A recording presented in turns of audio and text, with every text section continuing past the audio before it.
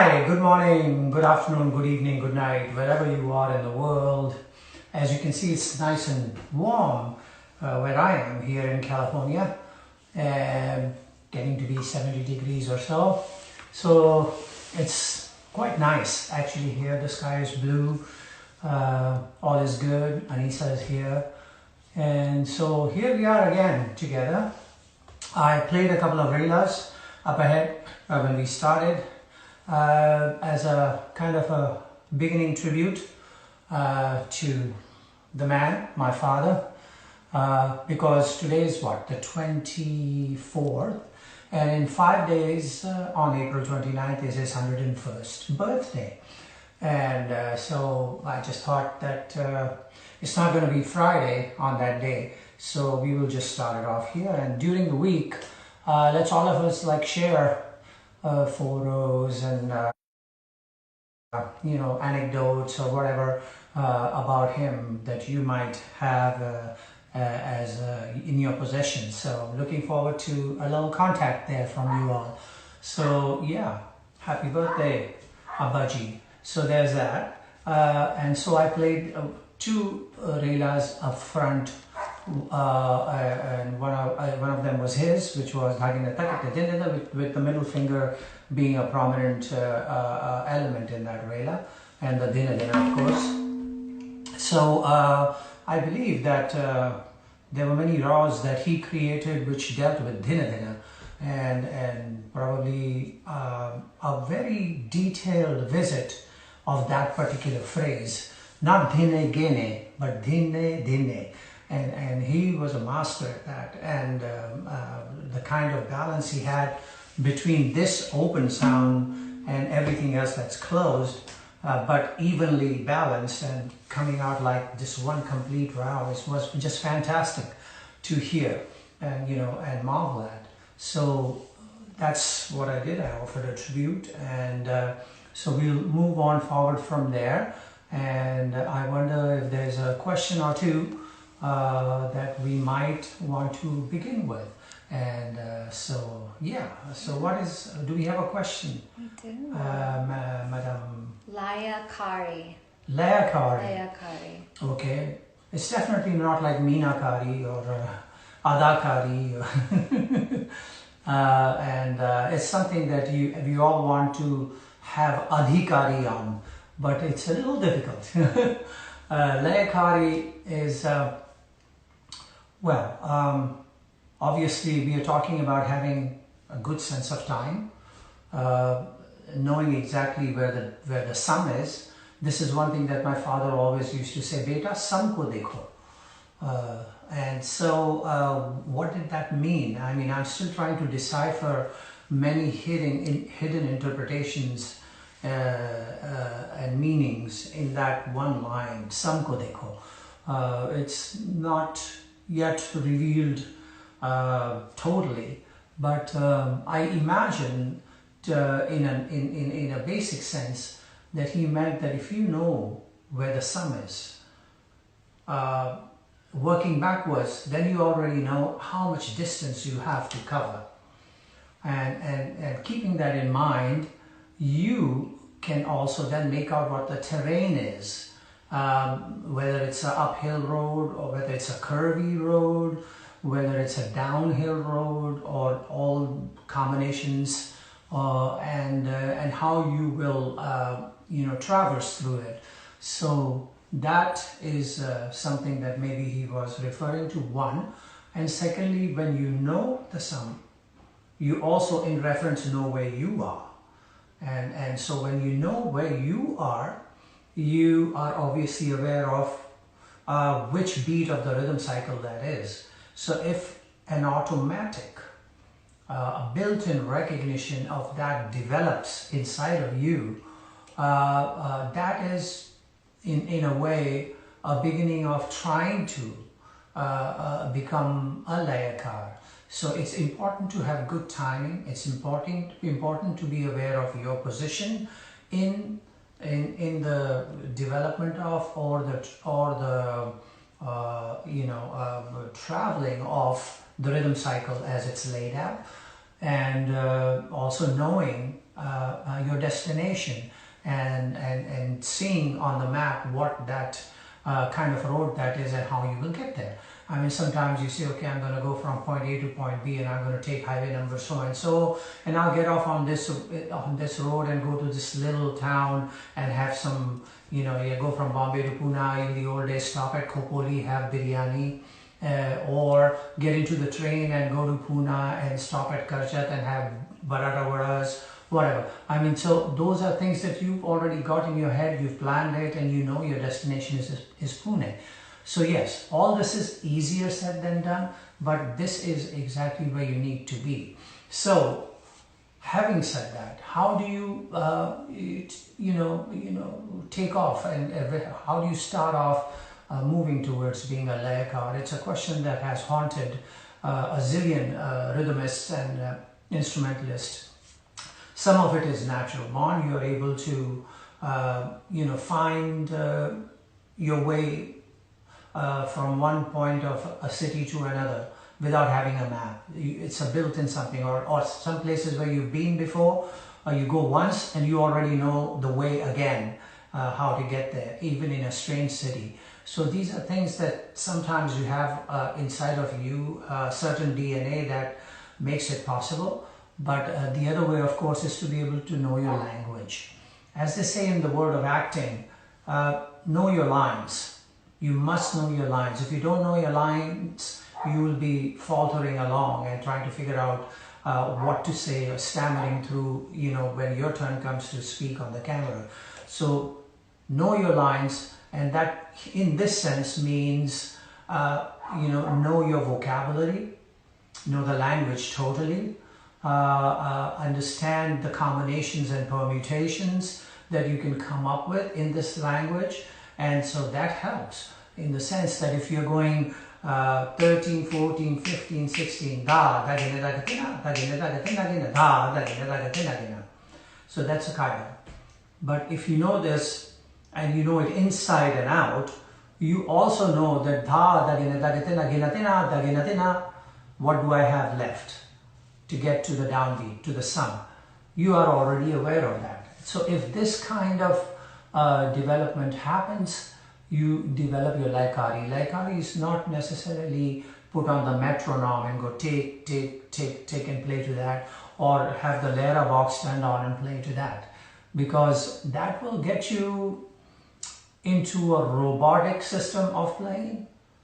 The human system is something else. When you get on the stage to play with, say, a lera player, if you're a tabla player playing a solo, the lera player will start his lera and will be very good in timing.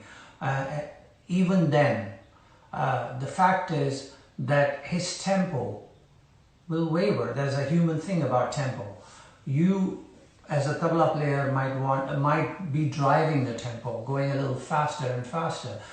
The harmony player, on the other hand, might be somebody who plays the lera more laid back and relaxed and drops the tempo slower. And then at times ebb and flow is different. Sometimes certain passage on the lera will speed up, at some point slow down, and so therefore the cycle would stretch like that.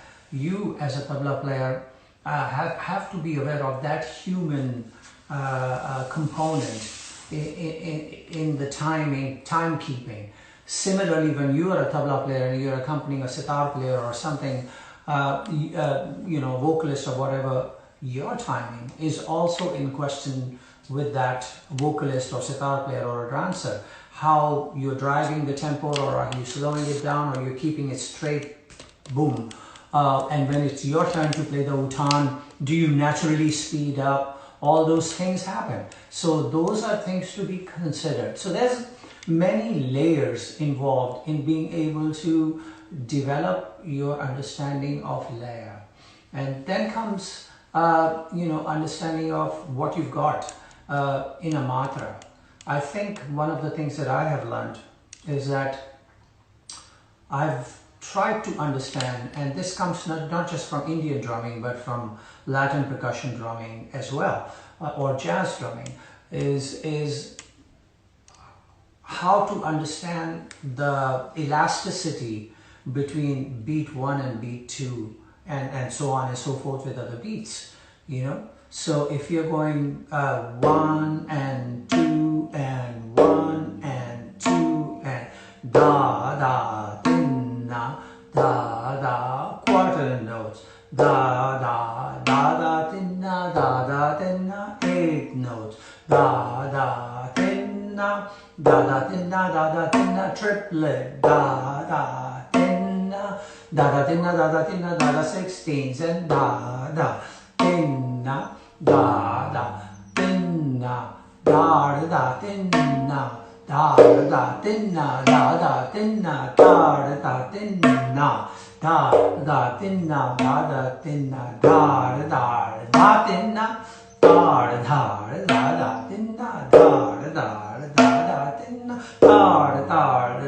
tin na da tin na da tin na da tin na da tin na da tin da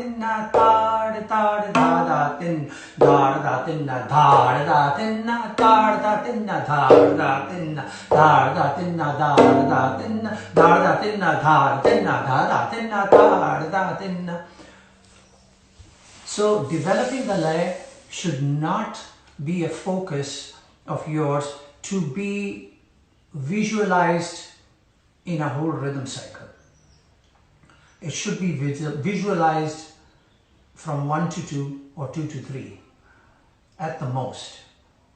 So what you can accomplish in those 2 beats would establish your ability to be able to compress or expand the matra. And when you have developed that ability, you have started on your way to having some understanding of Layakari. And this is a subject that can go on and on forever, but your sense of timing being solid is the most important thing. What I did when I used to practice in my younger days, that I used to turn on the radio, what do you call it, Radio Ceylon in Mumbai in the late 50s, 60s, so on. And then songs would come on of great music composers, and Lata ji singing, or Rafi Saab singing, Kishore Da, Mukesh ji, everybody. They were all singing the songs. I would play a qaida, for instance, or a rela, or a chalan, or a on a song. And then the next song would come, and I would play the same on the next song. The tempo may be different. And the way the song either slowed down or speeded up kind of gave me an idea of how the same pattern would emerge in different tempos, and then also how to treat it. So that was my basic understanding of playing compositions, and that's how I developed my portfolio of compositions like uthans and qaidas and tihais and relas and so on in different tempos. So then when I would get on and play on the stage with a sitar player or a sarod player, I would then know that at this tempo I'll play that, at that tempo I'll play that, and so on and so forth. So that was the beginning of how I developed my understanding of lay and my control over how I saw my travel through the beat zone to arrive at a concert, knowing what a sitar player does, they play in, and so on, and so and how to be ready to be able to play my compositions in those. So Layakari, again, a very detailed subject. It's hard to just speak about it in this manner, but just a short take on it from me. And if there are other maestros watching or something, please chime in. And speaking of other maestros, I have to mention my dear Guru Bhai Pandit Yogesh Sansi on Wednesday, which I think is April 29th, my father's birthday. He's gonna do something on Instagram, and I think we'll all kind of call in and put in our 2 bits on that day.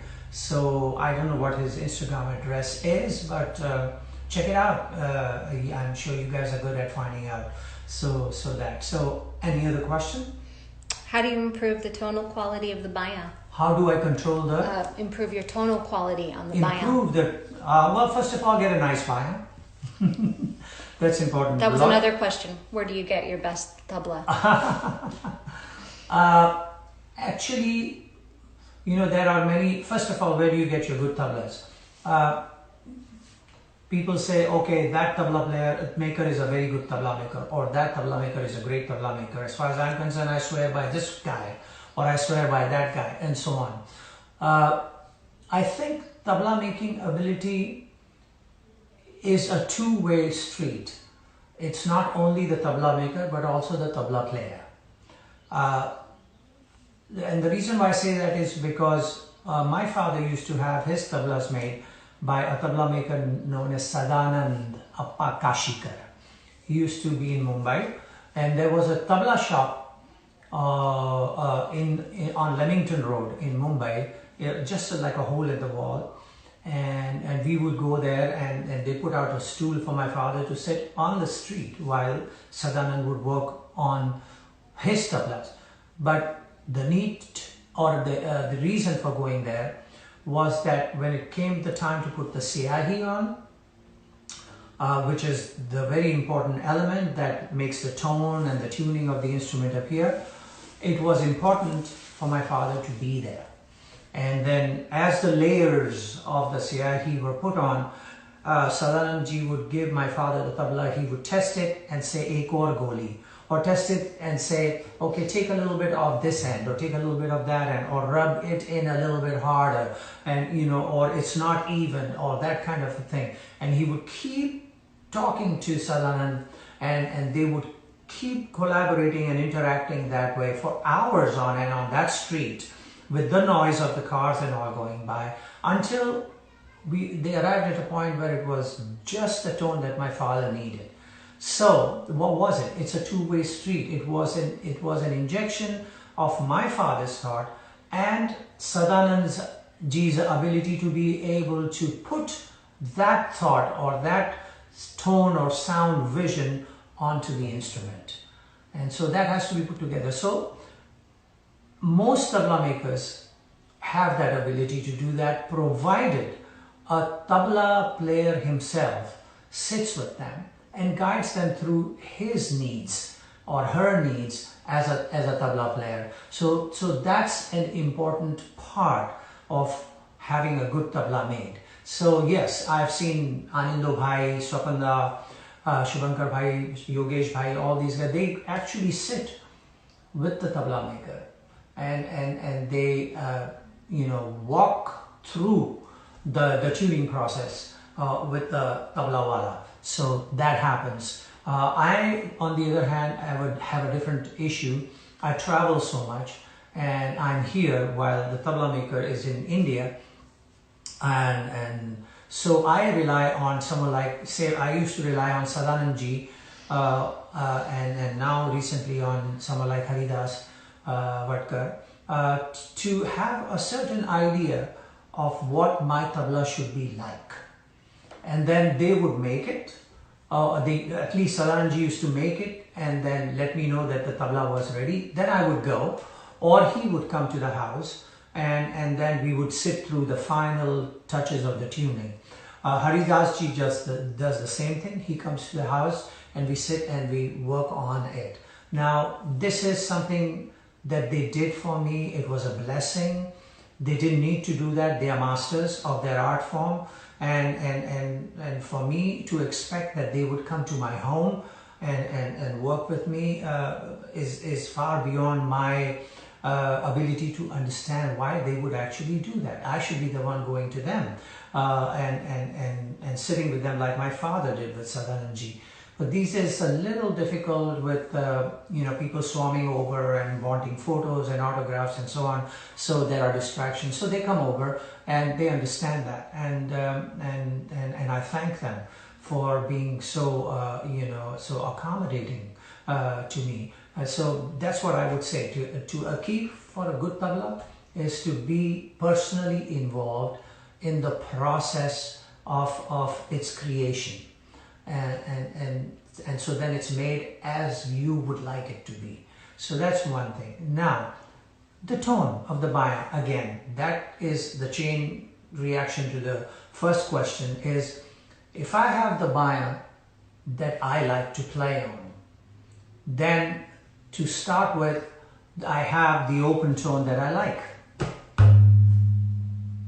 and hopefully the resonance that I need to have. Then the thickness of the skin is an important thing. Of course, the CIE is an important thing.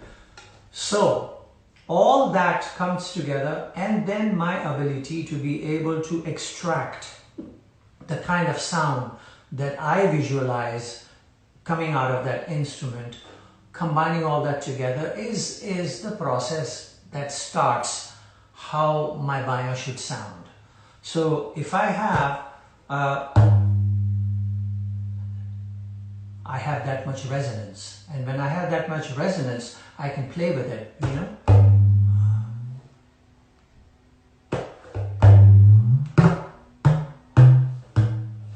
So I have that much give on the skin, so I'm able to get tones out of it.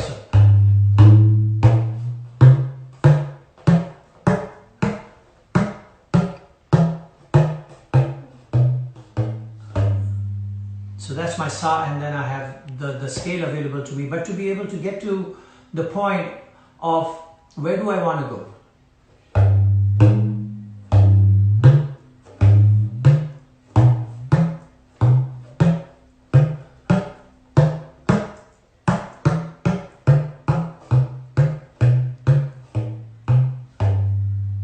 So to be able to find the notes, I need to know how much pressure I am applying to get to that note. And that is something that comes from practice, from knowing. So that is one of the things that has to happen. Secondly, they say something about the strength in the wrist. That determines your ability to be able to extract from the baya emotional element, right? So I mean, half the time I've noticed tabla students playing from the small end of the gab and the kinar over here, and there are a couple of reasons for it. One is that you're able to get an attack sound better. It's easier to get the baya to respond from there, as opposed to the maidan being bigger, which is how the old maestros used to play. That all changed, I think, around the time of Gudai Maharaj Ji, Pandit Shanta Prasad Ji, that is, who played from this shorter end, but he manipulated that in a way where the slide became an important part of the baya. So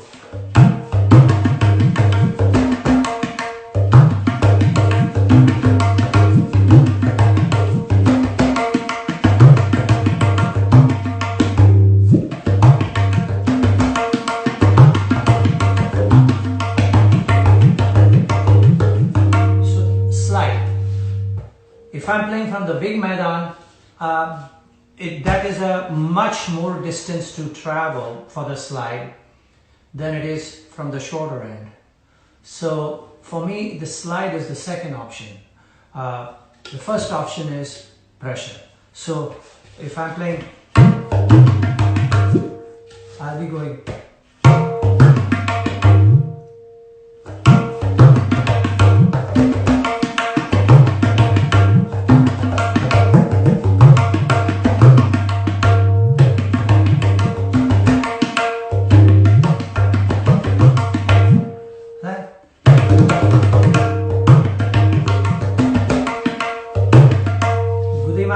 Short hand,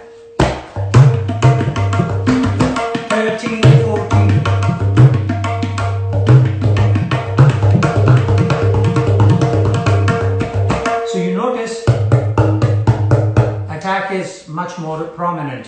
When you turn it to the maidan here, the attack is more rounder, and therefore you have to work harder to get the punch.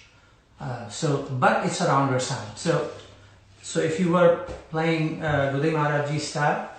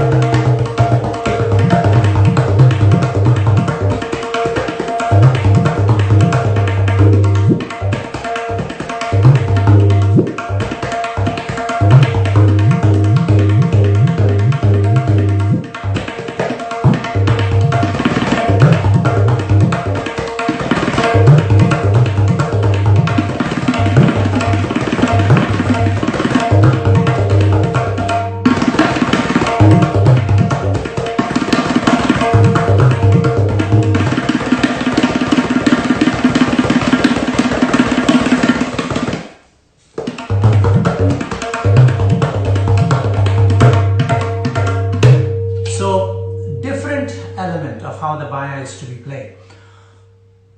Gudai Maharaj Ji's baya was tighter. A lot of the tabla students today, they like to have a tighter baya because it responds much more. Pandit Kishan Maharaj Ji, although was another kind of a tabla player, whose baya was, he used to hit the baya very hard, to the point where it sounded like oh, oh, oh. And we used to wonder, wow, there's no resonance, how is he going to do it? But this is where his strength was. And he would press it in and get that juice out of the baya. And so that his playing was different and his baya was lower. And so on those old sound systems of India, where there was really no bass available, it sounded very impressive because the baya was already low. But you had to work hard to be able to get any sound out of it. In today's world, with the sound system so good and the volume that you can get out of it, if the baya is very low, the sound gets muddy because it's just, and unless you have the ability to be able to dig in a la Kishan Maharaj Ji and extract those kind of notes out of it, it will all sound very woo, woo, woo, woo, woo. So therefore, today's tabla players like to have the baya tuned up and put a lot of sticks in and play it that way, get the resonance and then just work with that. So myself, I like to have a baya which allows me both possibilities. That is the resonance, the give in the skin, and once I have the give in the skin, to be able to have the thickness of the siyahi just so that it makes it possible for an old man like me to be able to push hard and get tones out. Like when I used to play in the Bombay film industry, one of the things that you had to learn was how to get the punch out of the baya, because here is tabla player, across facing the tabla player is the dholak player. This side is a side rhythm like bongos or something, and this side is a percussion player like kanjari or clave sticks or triangle or whatever. So there, and one mic like that far up for all of us. So therefore there was no such thing as playing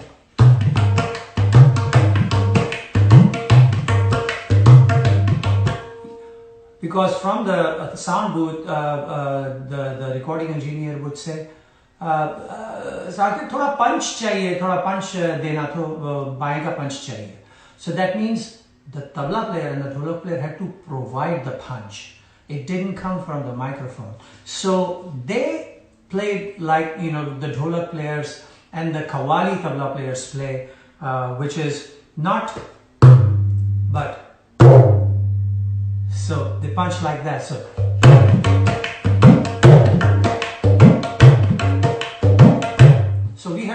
that like 5 hours a day for a song.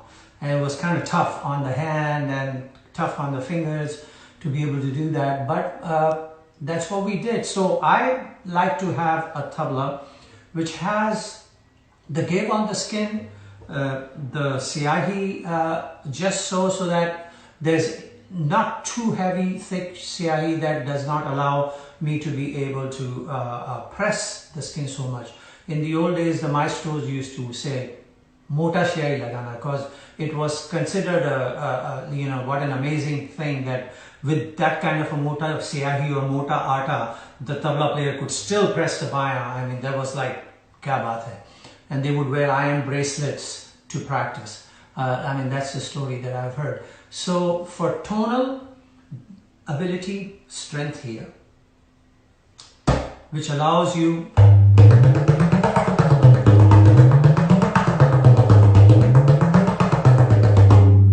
baya is new and it's a little tight. When I play more and more, I don't get to actually, what I'm doing all week, very busy with the granddaughter Zora and cooking and all that. By the way, just 2-3 days ago, I made lamb keema aloo butter. Came out very nicely, and so we are all cooking at home and all sorts of stuff. So the only time I get to play the tabla is when I'm with you. So once a week. So it hasn't yet settled in. When it does, it'll have much more of a give and will settle at a pitch that I want, from where I can press further down and still get the resonance. But this needs to be available. They used to say that the old maestros of Delhi, when they played the Qaeda, and they kept playing after like a year, not a year, about 6 months or so, they used to make a hole in the baya where the fingers play. That's how much they dug in with their fingers. And I've heard that same stories in Punjab and so on. I've seen it happen too. It happened to me once. I was playing with Ustad Ali Akbar Khan Sahab, and a hole developed right here. So I switched and I kept playing here. The hole was here, then the hole kept expanding. Khan Sahab, of course, with his head down, wasn't aware of what's going on, and he's playing. And by the time we got to the jhala, all this was open, total ventilation, and I was playing at this end just to be able to, keep the baya, element in the patterns going. And when we finished and Khan Sahab looked at my baya, he started laughing. He said, "Why didn't you tell me?" I said, what to tell you? So anyway, that does happen. So baya development, fingers, I was talking about it at that practice session we did earlier, developing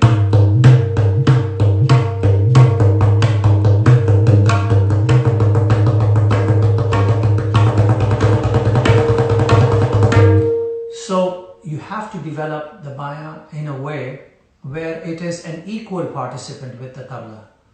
Then, and not just that, you see, you have to realize this tabla projects more. Tabla projects more. Baya being a bassy sound, it does not project naturally. So that projection and that balance between the two has to come from you as a tabla player. So that's important. But don't try to take an easy way out. I mean, yes, we do have the sound system and all that is there. Oh, there are bass for then I'll raise the bass a little bit, give me a little bit of high mids so that all this comes through so I can play as soft as possible. That's okay in the concept. But at least when you're doing your riyaz, dig in. Play with the resonance of the baya. Really. So 13, 14, 15, 16.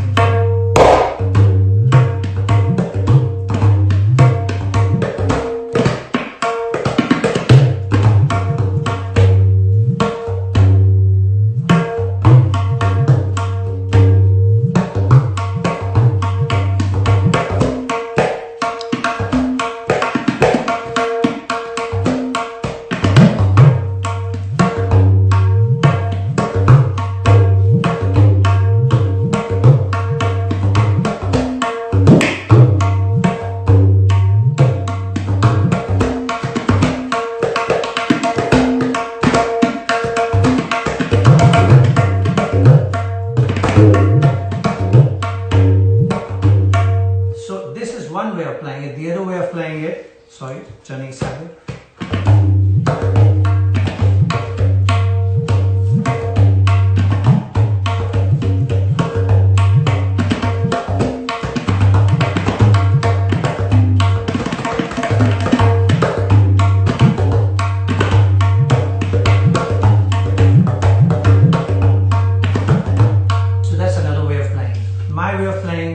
And the way I work with the bayan is the first way. Get involved, get some, it's like, okay, you come home after the concert and you consider yourself, oh yeah, I did some hard work today, now I deserve a good dinner. So there it is, bayan work is just as important as tabla.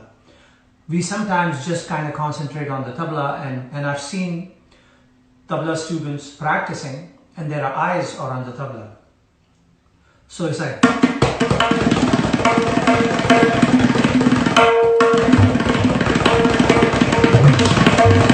watching the tabla.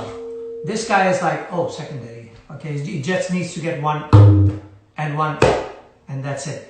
No, it involves and it works, right?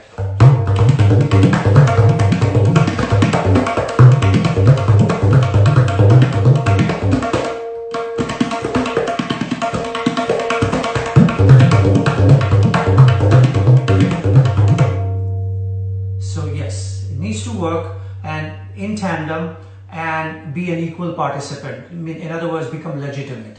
So I think that's important, to be able to get a good tone on the bayan, is to develop the strength in your wrist, the strength in your fingers, and not be shy from exerting pressure, strength and weight onto your instrument. And so keep that in mind, and keep in mind the resonance of the instrument. That's why it's important to have a good bayan which has nice resonance. If it has the resonance, then you can work with it. So you're not stuck in the low bayan zone of Pandit Kishan Maharaj Ji, or a very high bayan zone in order to be able to coax resonance out of it, but somewhere in the middle where you have enough resonance but it requires a legitimate input of strength to be able to extract the sound out of the instrument. And so it becomes what they call something like a gatte ka baj, and that's it. I remember in Mahim, where I grew up, there was a tin ka chali meaning like a low income colony where all the tinwalas lived. These are the ones who would be beating up the pots, the tin pots, what they call kali. At the edge of that, as you entered the gate, just on the right side, Nizamuddin Khan Sahib used to live in a small little place. Now you've got 30 pots, hammer on the pots going teek, teek, teek, and the din is so loud you can hear it 5 blocks away. You arrive there and you're standing outside Khan Sahib's door and you can hear him practicing with that din going on.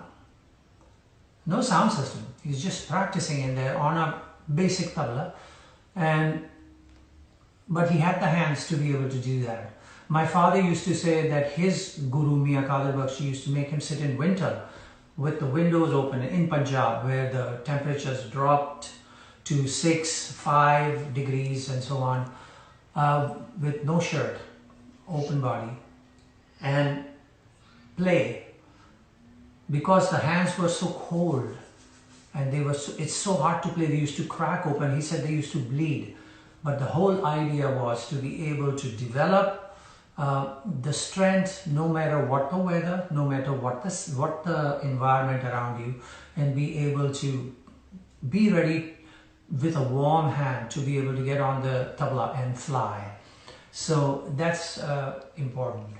Okay, now I'm going to play a little bit, and I just wanted to say that next Friday I'm going to invite my